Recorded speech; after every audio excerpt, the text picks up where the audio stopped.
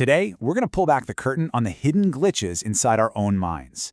We all like to think we're rational, right? But the truth is, our brains are constantly making mistakes. Let's start with a quick test to see exactly what I mean.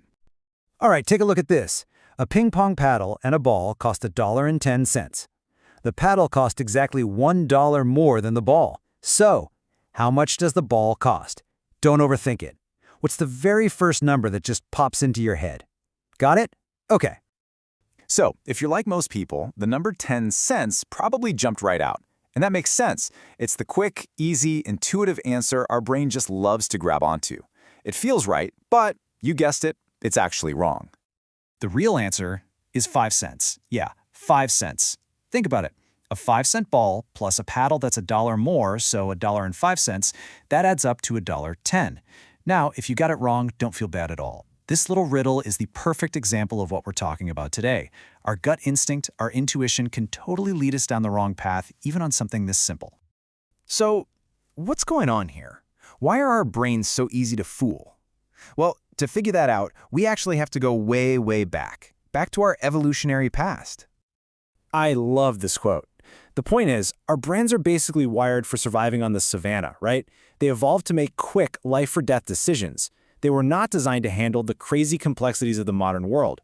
It's kind of like we're running ancient software on brand new hardware. And this is the most important thing to get. These little mental mistakes, they're not a sign that you're not smart. They are universal, they're built-in shortcuts that are hardwired into every single one of us. And because they're so predictable, we can actually learn to spot them and, work around them. All right, you ready? Let's take a little tour of some of the biggest, most common thinking traps that our brains just love to set for us. First up on our tour is a big one, survivorship bias. This is our habit of focusing only on the people who made it. The superstar musicians, the unicorn tech startups. We see their success stories everywhere, but we totally forget about the massive, silent crowd of people who didn't make it. This creates a totally warped view of how the world works, right? We systematically overestimate our own chances of success. As the book says, we need to frequently visit the graves of once promising projects, because we only ever see the winners celebrated on magazine covers. We never see that vast, vast graveyard of failures. And here's the kicker. If you could walk through that graveyard, you'd find that a lot of those failures had the exact same things going for them as the winners. They had brilliant ideas, they worked just as hard, they had the same amazing character traits, but because their stories are invisible, we never get to learn from their mistakes. Okay, moving on to our second trap. This one is called the swimmer's body illusion. And, oh man, this is a classic mix-up where we confuse what it takes to get somewhere with the end result itself. Here's how it works. We look at professional swimmers and think, wow, all that training gave them those incredible bodies. But we've got it completely backward. The reality is they are successful swimmers because they were born with that kind of physique to begin with. Their body is a requirement for getting into the sport, not the result of it. We're mixing up the cause and the effect. And for our last stop on this little tour, we have something we've all experienced: social proof. This is that deep, powerful, almost primal instinct to just follow the crowd. We assume that if a whole bunch of people are doing something, well, it must be the right thing to do. You know the feeling, right? You're walking down the street and you see a crowd of people looking up at the sky. What do? You look up too. You can't help it.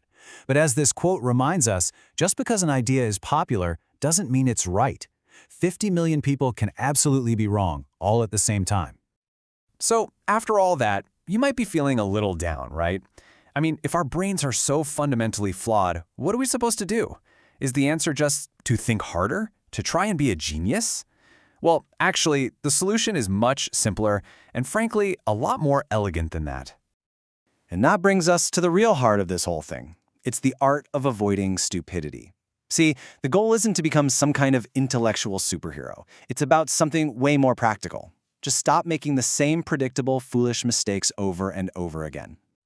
There's a fantastic name for this strategy. It's called via negativa, which basically means the negative path. Instead of trying to add more knowledge or find the secret to success, you flip it.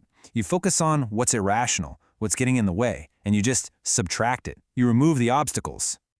The perfect metaphor for this is how Michelangelo described creating the statue of David. He said, "It's simple. I just removed everything that is not David. See, he didn't add genius to the marble. He took away everything that was covering it up.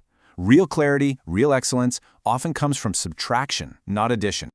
So what does this mean for us? It means we can get dramatically better at making decisions, not by chasing some brilliant new idea, but just by learning to dodge the classic thinking traps we just talked about. The goal is simply to be less irrational. Okay, so let's make this super practical. How can you actually use this stuff? Let's talk about your path to clearer thinking. And believe me, this is not just some abstract philosophical idea. This is a real-world strategy used by people like Warren Buffett. He famously said, "Charlie and I have not learned how to solve difficult business problems. What we have learned is to avoid them." His genius isn't in solving impossible puzzles, it's in knowing which problems, which traps, to avoid altogether.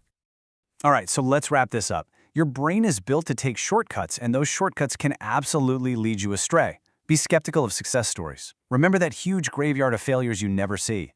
Don't confuse the traits required for something with the results of it.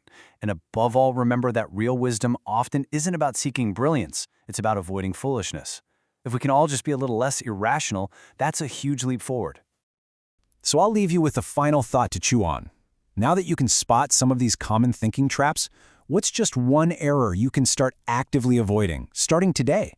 Because that one simple act of avoidance, well, that might be your single biggest step toward thinking more clearly.